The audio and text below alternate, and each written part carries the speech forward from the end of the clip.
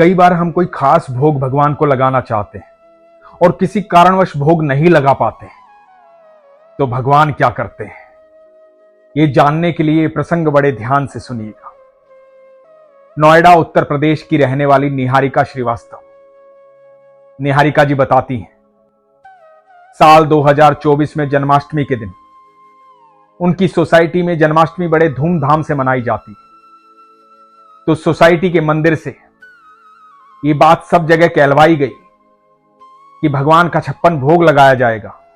जो जिस तरह का योगदान करना चाहता है, जिस तरह से इस जन्माष्टमी महोत्सव में सम्मिलित होना चाहता है, वो हो सकता है। तो निहारिका जी ने कहा कि मैं भी भगवान के लिए खीर बनाऊंगी, मेरी तरफ से भगवान को खीर का भोग लगाना, 56 भोग में से एक भोग मेरी तरफ से होगा। और निहारिका जी बताती हैं कि मैंने ये सोच लिया था कि मैं शाम को 4 बजे खीर तैयार करूंगी, 7 बजे भोग लगाना है, 7 बजे नीचे मंदिर में जाकर के खीर का भोग दे आऊंगी और भगवान को भोग लगेगा। लेकिन निहारिका जी बताती हैं कि अचानक से 2 बजे के आसपास उनकी तबीयत खराब हो गई। सर में बहुत जोर से दर्द हुआ, असहनीय दर्द था।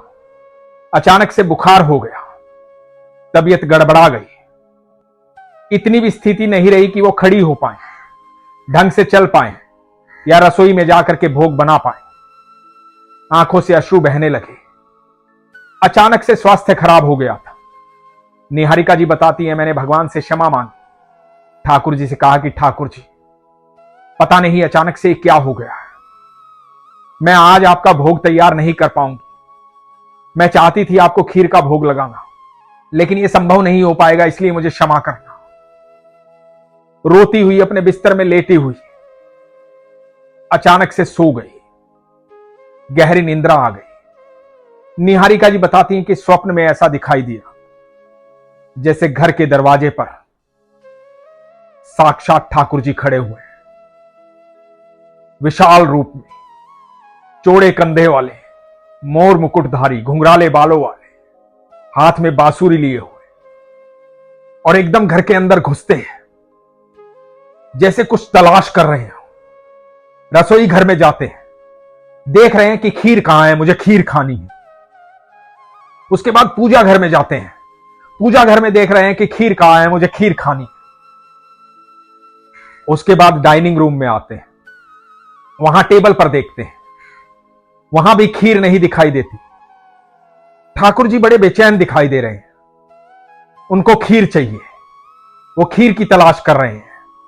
निहारिका जी बताती हैं, अचानक से मुझे ऐसा प्रतीत होता है कि मेरे हाथ में एक चांदी की कटोरी है और चांदी की कटोरी में खीर है, और मैं ठाकुर जी को बोलती हूं कि कन्हैया, खीर यहां है, यहां आओ मेरे पास।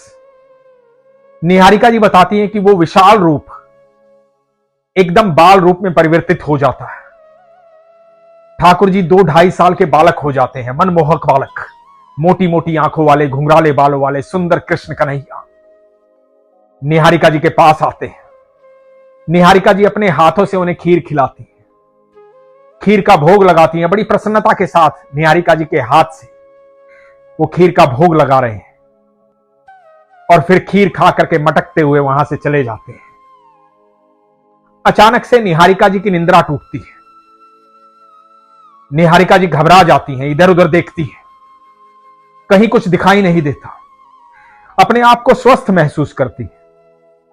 रसोई घर में जाती है, भगवान के लिए खीर बनाती है और समय पर एक बर्तन में खीर परोस करके नीचे मंदिर में लेकर जाती है।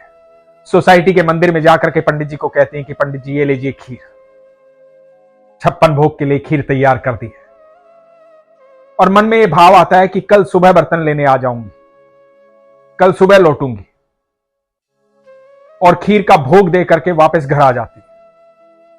अगले दिन सुबह जाती हैं, सुबह जाकर के देखती हैं वहां सबके बर्तन रखे हुए हैं, लेकिन इनका बर्तन नहीं है। तो निहारिका जी पंडित जी से कहती हैं, पंडित जी, मेरा बर्तन कहां गया, कल मैं खीर देकर गई थी उस बर्तन में। तो पंडित जी कहते हैं कि वो तो खीर भरा बर्तन कोई आकर के ले गया, उसने कहा कि मेरा है, मुझे ध्यान नहीं रहा। कोई आया था और उसे ले गया। निहारिका जी ठाकुर जी की तरफ देखती हैं, मन ही मन मुस्कुराती हैं। मन में भाव प्रकट होता है कि मेरे ठाकुर जी स्वयं भोग लगाने आए थे, इसलिए बर्तन समेत खीर ले गए। मन प्रसन्न होता है, आत्मा प्रसन्न होती है। मुस्कुराते हुए ठाकुर जी का धन्यवाद करते हुए अपने घर आ जाती है।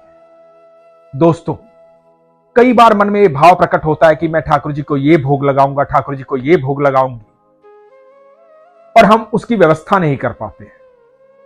कारण कुछ भी हो सकता है, लेकिन आप यकीन मानिएगा, जब आपने सरल भाव से, मन से, विश्वास से, अच्छे भाव से, सच्चे भाव से भगवान के लिए कुछ भी सोचा है, जो आप उन्हें भोग लगाना चाहते हैं, जो उनका श्रृंगार करना चाहते हैं, मानसिक भाव से जो कुछ भी आपने सोचा है, सरल भाव से जो कुछ भी आपने सोचा है, उसी क्षण भगवान उसे ग्रहण कर लेते हैं। और भगवान नटखट हैं, ठाकुर जी नटखट हैं। एकमात्र ठाकुर जी हैं जिनको लीलाधर बोला जाता है, इसलिए इतनी लीलाएं करते हैं, इसलिए भक्तों के साथ बड़े नटखटपन से रहते हैं, बड़े प्रसन्न रहते हैं और भक्तों को भी प्रसन्न रखते हैं, अपनी लीलाएं दिखाते हैं, भक्तों के साथ नटखट हो जाते हैं, कुछ भी ऐसी लीला दिखाते हैं कि भक्त एकदम हैरान हो जाते हैं, विस्मित हो जाते हैं, अचंभित हो जाते हैं। और भगवान अपनी लीला दिखा करके भक्त का विश्वास और प्रगाढ़ कर देते हैं।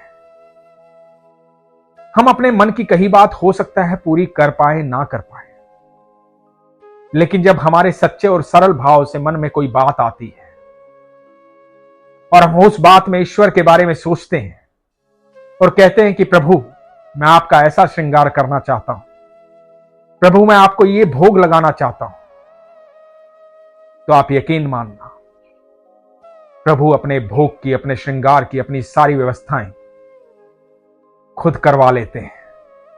सारी व्यवस्थाएं इस तरह से होती कि आपको पता भी नहीं लगता है। इसलिए कई महिलाओं को ऐसा लगता है कि मेरे लड्डू गोपाल अपनी सेवा अपने आप करवा लेते हैं। कई पुरुषों को ऐसा लगता है कि मेरे ठाकुर जी अपनी सेवा अपने आप करवा लेते हैं। हां, यह सत्य है। हम ये सोचते हैं कि हम ठाकुर जी की सेवा करते हैं, हम लड्डू गोपाल की सेवा करते हैं। वास्तविकता यह है कि ठाकुर जी अपनी सेवा स्वयं करवा लेते हैं और उसकी व्यवस्था भी स्वयं कर देते हैं। बस आपका विश्वास होना चाहिए। इसीलिए हमेशा कहता हूं, अपने विश्वास को मजबूत रखिए, अपना ख्याल रखिए। हरे कृष्ण।